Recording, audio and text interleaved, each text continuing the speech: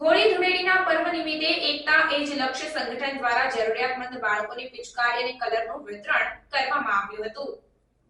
હોળી ધૂળેટીના પર્વ નિમિત્તે એકતા એજ લક્ષ્ય સંગઠન દ્વારા બાળકોને કલર અને પિચકારીનું વિતરણ કરવામાં આવ્યું હતું।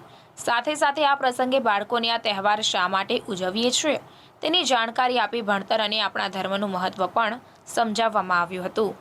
ગત તારીખ 23/3/2024ના રોજ અંકલેશ્વર એ ડિવિઝન પોલીસને જ્યારે તે પેટ્રોલિંગમાં હતી દરમિયાન બાતમી મળી કે અંકલેશ્વર એ ડિવિઝનના વિસ્તારમાં અંકલેશ્વર શહેર કસાઈવાડમાં સિદ્દીક મંજિલ નામના મકાનમાં કેટલાક ઇસમો દ્વારા ગૌવંશની હત્યા તથા તે બાબતેની કામગીરી કરવામાં આવી રહી છે।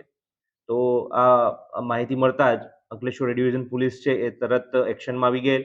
તેમના દ્વારા આ જે વિસ્તાર જે મકાન જે છે ત્યાં પહોંચી ત્યાં રેડ કરવામાં આવેલ તથા સર્ચ કરતા આ બાબતેની ખરાઈ કરી અને લગભગ 132 કિલોગ્રામ જેટલો ગૌમાંસ કુલ કિંમત ₹22,440 મળી આવતા ત્યાં આરોપીઓની પૂછપરછ કરી તેમને અટક કરવામાં આવેલ।